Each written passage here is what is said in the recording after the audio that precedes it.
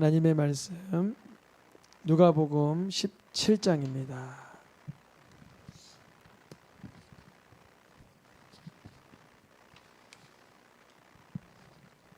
17장 15절에서 16절.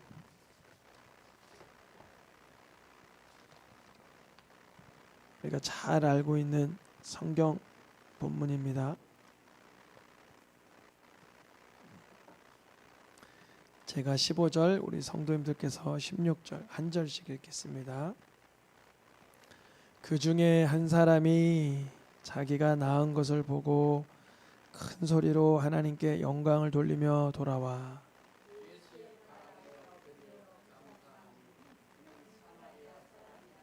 아멘. 우리가 2024년 표어로 서로 사랑하라 라는 말씀으로 지난 2023년 12월 첫 주부터 1년 동안 말씀을 들었습니다. 이 주제의 말씀은 이 말씀이에요.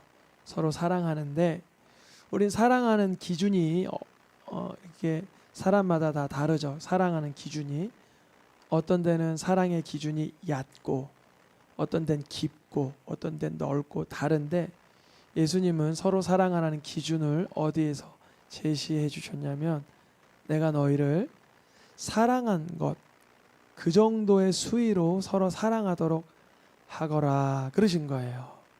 그러니까 우리로서는 불가능하죠. 예수님이 나를 사랑한 것 같이 사랑한 정도로 다른 사람 사랑하려다 보니 험난한 길이죠. 이것이 완성되는 삶은 언제 가능하냐? 예수님이 나를 참으로 사랑한다라는 그 느낌, 실체, 체험, 경험이 풍성하셔야 돼요. 사실은 주님이 목적은 서로 사랑하라가 목적이긴 한데 그 목적을 완성하기 위한 근거가 더 중요합니다. 근거가. 이 근거가 안 중요하다면 하나님은 말씀으로만 얘기하시고 예수님을 육신의 몸으로 안 보내셔도 됐어요. 그런데 이 근거가 너무 중요해서 이 대림절 기간 2000년 전에 예수님은 이 땅에 오셔서 사랑하는 게 뭔지 보여주신 거예요. 그러니 예수님이 나를 어떻게 사랑하시는지 아는 만큼 사랑하게 되죠. 이 말씀을 우리가 요한복음 기준으로는 13장의 이런 분위기 속에서 읽어내는데 공관복음 마태마가 누가에서는 어떤 분위기 속에서 사랑하라는 말을 표현해 주시냐면 성만찬 예식을 제자들과 거행하시면서 서로 사랑하라고 하셔요. 근데 예수님이 성만찬을 거행하실 때 성만찬의 뜻은 뭐죠? 그 떡과 그 포도주가 무엇을 상징하는 거예요? 예수님의 피 흘리심과 살 찢기심을 상징하는 건데 주님은 그 성찬의 예식을 거행하는 요한복음 기준으로는 13장, 누가복음 기준으로 22장에선 무슨 기도를 하고 계세요? 읽어보겠습니다. 감사 기도를 하시고 조금 있으면 예수님이 찢어지시고 뜯기시고 찢기시고 피 흘리실 것인데 그 성찬 예식 앞에서 서로 사랑하라고 말씀하시면서 하나님께는 무엇하고 계셨어요? 감사하고 계셨다는 거예요. 저도 이런 경험은 많지 않지만 요 근래 이 말씀을 준비하면서 한두 번 정도 경험을 시켜주셨어요. 내가 조금 있으면 희생해야 되고 포기해야 되고 헌신해야 될 순간에 주님이 감사 기도를 시키더라고요. 그러니까 주님이 위로부터 이전에는 갖춰보지 못했던 신비로운 능력을 위로부터 내려주시더라고요. 우리 성도님들 내가 찢기고 뜯기고 핥힘받는 직전일게 예고됐을지라도 하나님께만큼은 감사 기도할 수 있기를 축복합니다. 이게 바로 예수님께서 서로 사랑하라 내가 너희를 사랑한 것 같이 내가 너희를 어떻게 사랑했어요? 찢길 걸 아시고도 하나님께 감사하며 사랑했다는 거죠. 우리가 작년에 표어 기억나세요? 깨어있으라. 깨어있을 때 뭐 눈을 부릅뜨고 깨어있어야 되지만 그 앞절에 보니까 뭐라고 표현되어 있어요? 기도로 감사함으로 깨어있으라 그래요. 감사함으로. 그러니까 올해 서로 사랑하래라는 말씀의 주제와 작년에 깨어있으라라는 말씀의 주제에 복합적으로 중첩되는 부분이 뭐냐면 감사예요. 감사. 그래서 하나님께서는 이게 여러 번 몇 번 여쭙고 기도했는데 2025년 표를 주셨는데 뭐라고 말씀하세요? 범사에 감사하라 라는 말씀을 주셨어요. 범사에 감사하라. 이제 1년 동안 이 말씀을 쭉 이어갈 텐데 이 말씀을 이어가면서 먼저 주님이 처음에 집중하게 하신 건 뭐냐면 범사예요. 범사. 언제요? 범사. 우리는 이제 감사라는 데 집중해 가지고 이제 언제 감사하면 좋을까? 요거 감사하자. 이렇게 찾아가려고 하는 그런 열심이 중요하지만 주님은 저에게 먼저 어디에다가 시선이 가게 했냐면 범사에 갔어요. 범사. 이 범사라는 것은 모든 순간을 말하죠. 모든 매사를 말하죠. 매사. 가끔 감사하라, 종종 감사하라가 아니라 늘상 감사하라, 매번 감사하라라는 뜻을 가지고 있죠. 이 2025년 표를 기억하시면서 이제 금요 예배마다 주님 내 속에 감사의 영성과 감사의 능력을 주시옵소서. 우리가 감사에 대해서 오해하는 게 하나 있는데요. 이런 오해를 해요. 감사하는 사람은 너무 상황을 합리화하는 거야. 합리화 아세요? 합리화? 상황이 삐뚤어졌는데 이게 이래서 이런 거겠지 하면서 감사한다라는 거죠. 근데 그게 아니에요. 감사하는 사람은 누구보다 그 상황을 냉철하게 볼 수 있는 사람이에요. 그러나 감사하는 거예요. 상황을 오히려 냉철하게 못 보면 전혀 감사가 안 나오고 원망 속에 머리가 어둠으로 장식돼요. 다시요. 원망이 들어오는 순간 머리가 무엇으로 장식된다고요? 어둠으로. 이게 굉장히 중요해요. 특별히 이 자리에 뭐 사업하시는 분들 몇 분 계시지만 사업하는 분들이 꼭 기억하셔야 될 거는 뭐냐면 원망과 절망과 근심과 낙심은 계속 주님께 올려드리셔야 돼요.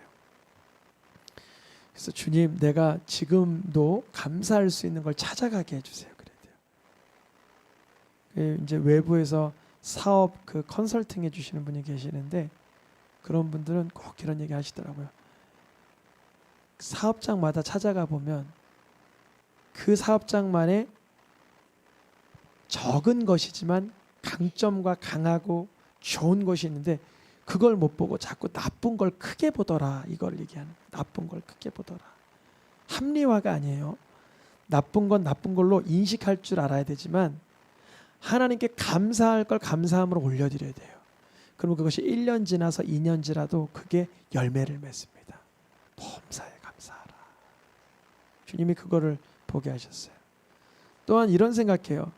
감사하는 사람, 매번 감사하는 사람은 엉성해서 그래. 엉성해서. 근데 여러분, 감사하는 사람은요, 치밀해요. 치밀해요. 그러나 감사한 거예요. 아주 깨알 같아요. 그러나 감사해요. 감사하다고 하면 어떤 사람 이래요. 저 사람 무디어서 그래. 뭘 몰라.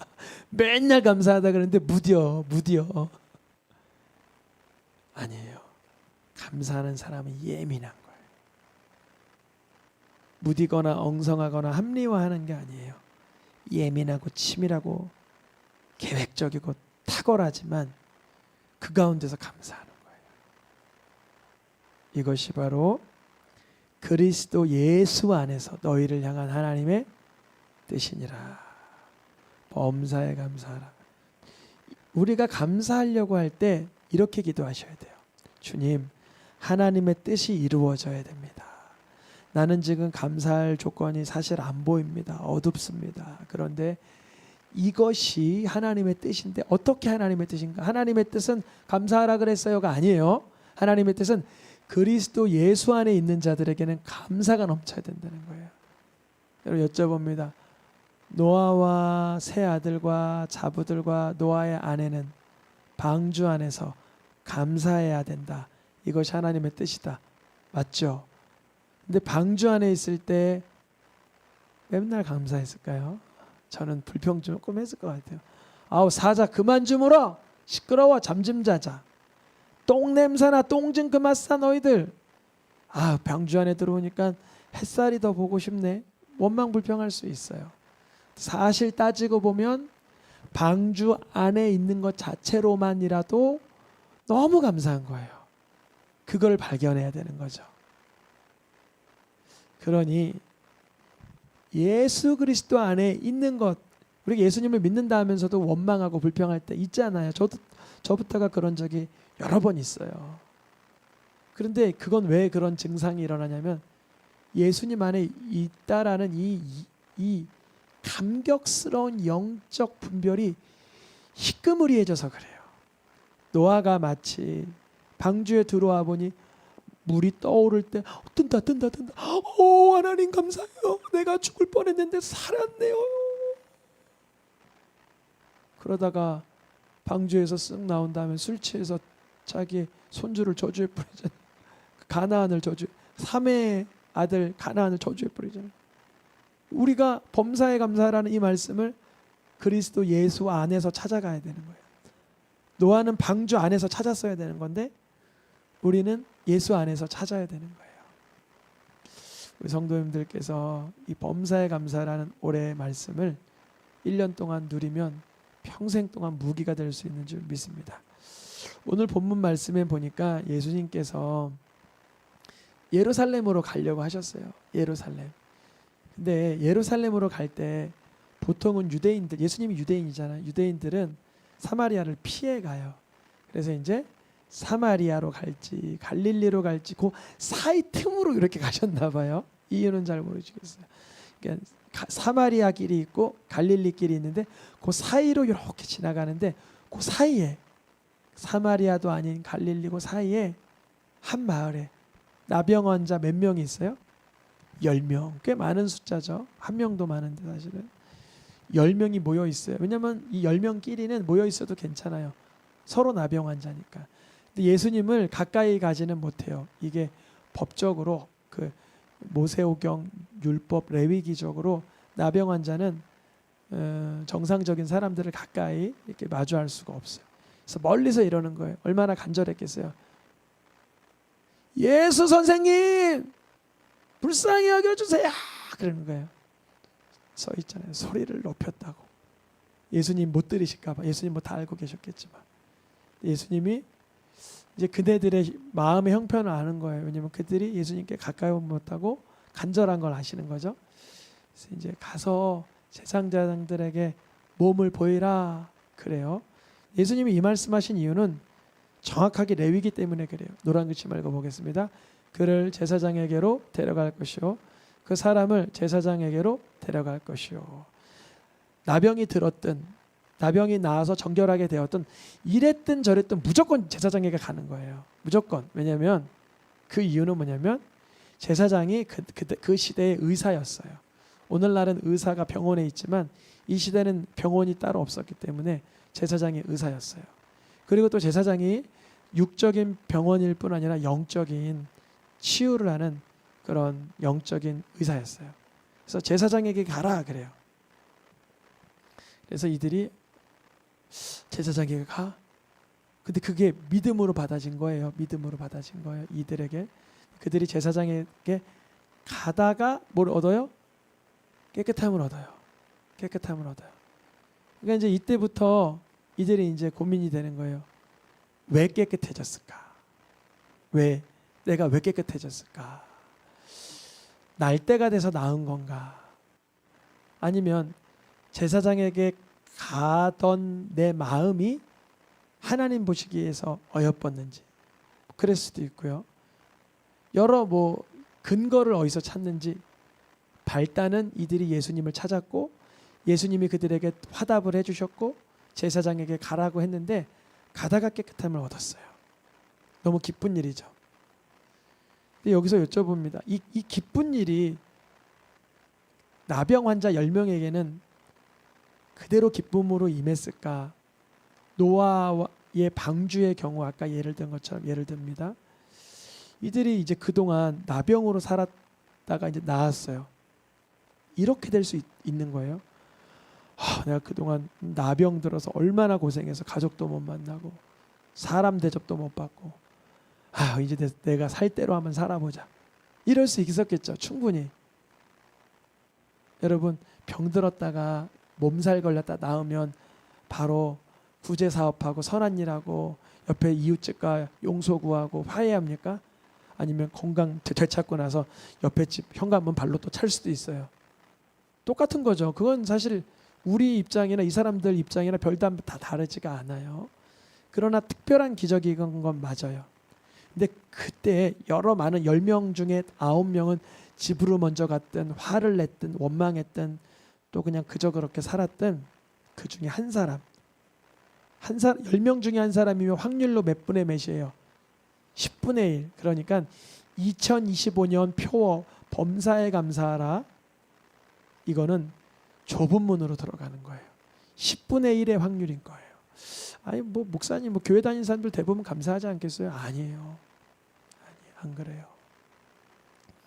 저도 이렇게 많은 이제 믿는 자들의 모임이 여러 군데 있지만 어떤 모임은 좀 가기 힘든 모임도 있어요. 가면 자꾸 험담하고 누구를 이렇게 깎아내리는 그런 모임도 있어요. 거기는 다 그리스도인들을 예수님을 믿는 사람들인데도 불구하고 그러니까 여러분 감사하는 자리에 내가 있기를 또 내가 가는 자리가 감사하는 자리가 되길 축복합니다. 이 한 사람이 자기가 낳은 걸 봤어요. 일단은 다른 사람도 자기가 낳은 거 다 봤겠죠. 이제 자기 난 그 장면을 보고는 가장 먼저 드는 생각이 하나님께 영광이라는 거예요. 가장 먼저 드는. 여러분 이게 저도 이게 작은 일인 줄 알았어요. 하나님께 영광 올려드리는 게 왜 작다고 생각하냐면 이건 크리스천으로 당연한 거 아니야? 그렇게 생각을 해서 근데요 아니더라고요. 이게 훈련이 안 되면 영광을 잘 돌리지 못해요. 첫째는 습관이 안 돼서 안 되는 거고 둘째는 부끄러워해서 안 되는 거고 셋째는 교만해서 안 되고 넷째는 무지해서 안 되고 다섯 번째는 방법을 몰라서 여러 가지 이유로 잘 몰라요. 사람들이 하나님께 영광 올려드리는 게 뭔지를 귀로는 들었고 눈으로 봤고 이제 연말 시상 때에서 하나님께 영광 올려드립니다 이런 연예인들을 많이 보긴 하겠지만 그것까지만 알아요. 내 삶 속에서도 뭔가 특출난 일이 아니면 일상적이지만 평범하지만 하나님께서 개입하신 일들이 보여질 때 영광 올려드리길 축복합니다. 근데 이 한 사람이 영광 올려드리는 방식이 독특했어요.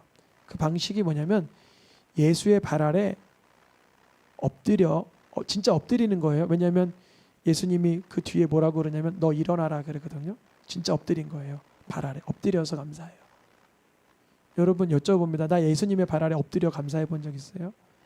저는 몇 번 있어요. 매번 그러는 건 아니에요. 실제예요. 이건 정말 실제인데요. 예전에 카페트가 깔린 예배당에서 기도하는데 갑자기 너무 울컥거리고 감사하더라고요. 그래서 그 자리에 넙적 엎드려서 쫙 주님 앞에 감사했어요. 여기는 대리석이라 차가워요. 겨울이라. 지금은 감동 없으면 하지 마세요. 전 하라는 말도 안 드려요. 괜히 무릎 시리면 굉장히 불편해지고 아파요. 그런데 이 한 사람이 그랬단 말이죠. 예수의 발 앞에 뭐 했다고요? 엎드려 감사했어요. 근데 여러분 이게 왜 쉽지 않은 일이냐면 자기 아들이 날 때부터 맹인이었는데 그 맹인된 거가 누구로 인해서 치유가 되었냐 물어보는 사람들한테 그 부모가 대답하기를 꺼려했어요. 예수가 낫게 해줬다 이 말을 하기 어려워해서. 왜냐면 이 시대가 어떤 시대인지를 알아야 되는데요. 많은 사람들이 과격한 메시아 왕권을 가진 그리스도를 기다리고 있는데 예수는 나사렛 청년이요 힘없는 한 사람일 뿐인데 그 사람 앞에 발 앞에 엎드려 경배하고 엎드려 감사한다는 건 예수를 그리스도로 인정한다는 거거든요. 그런데 자기의 아들이 날 때부터 맹인된 아들의 눈을 받은 부모도 예수의 발 앞에 엎드려 경배 안 했었거든요. 그리고 많은 바리새인들이 예수를 믿었지만 드러나게 말하지 못했는데 이유는 자기가 출교당할까 봐서 예수의 앞에 와서 예수님이 하나님의 아들이십니다라는 고백을 아무도 못했어요. 여러분 예수님이 내 삶 속에 왕이 되신다는 그 고백은 이 사람에게는 진정성 있는 고백이었어요. 그때 예수님이 말씀하십니다. 10사람 깨끗함 받지 않았냐? 그래요. 예수님은 안 보고도 아시는 거죠. 왜냐면 예수님이 천지를 만드시고 예수님이 말씀하시면 그대로 되기 때문에. 근데 예수님이 말씀하셔도 그대로 안 되는 건 어디냐면 영혼에 관련된 부분이에요. 우리에게 자유의지를 주셨기 때문에 우리의 병도 예수님이 말씀으로 고치세요. 근데 우리의 영혼은 예수님이 말로 장악하지 않으세요. 이해하시겠죠? 내가 계속 내어드려야 돼요. 인격적으로 순전하게. 예수님은 아시는 거죠. 뭐 10사람 받지 않았어? 아니었어? 이렇게 물어본 게 아니라 받지 아니었냐? 이렇게 하신 거예요. 받지 아니었냐? 그러는 거예요. 근데 9은 어디 갔냐? 딱 선포하신 거예요. 근데 이 이방인, 이 사마리아 사람이거든요. 이 사마리아 사람이 이 이방인은 누구에게 영광 돌리러 왔어요? 그러면 하나님께 영광 돌린 거예요? 예수님께 영광 돌린 거예요? 그게 좀 표현이 다르잖아요. 근데 성경에서는 이걸 명확하게 이렇게 얘기해요. 예수님의 이름에 무릎을 꿇으면 그게 누구께 영광돼요? 하나님께 영광된다는 거예요. 예수님의 이름 앞에 무릎을 꿇을 때 하나님께 영광되는 거예요. 그러니까 이 문둥병, 이게 나병 환자 10명 중에 한 명인 그 사람은요, 빌립보서 말씀을 읽지도 않았는데, 예수님의 십자가 사건이 도래하지도 않았는데, 그 예수님 앞에서 마치 다윗이 예언 선지자가 되어 그리스도를 내다본 것처럼 그가 예수님을 향해서요 하나님됨을 고백한 거예요. 무릎 꿇고 예수를 경배하고 하나님께 영광 올려의 방법을 그가 실천한 거예요. 그러니 예수님 뭐라 그러세요? 무릎 꿇고 있는 자에게 일어나 가라. 너의 믿음. 어떤 믿음이죠? 예수님을 하나님의 아들 구주로 바라보는 그 믿음이죠. 그 믿음이 너를 구원하였다. 그러시는 거예요. 여러분, 마지막 때는요 어마어마 많은 사람들이 감사하지 않는 시대가 됩니다. 우리 성도님, 새생명 성도님들은 연말을 맞이하여 감사하길 축복합니다. 올 한 해 동안 나를 사랑해준 교우들에게 감사하시고, 나를 살펴주신 부모님께 뭐 어버이 주일 뭐 그런 건 아니더라도 감사하시고, 내 이웃에게도 감사하시고, 그 누구보다 예수님께 엎드려 감사할 수 있기를 축복합니다. 범사에 감사하라. 이것이 그리스도 예수 안에서 너를 향한 하나님의 뜻입니다.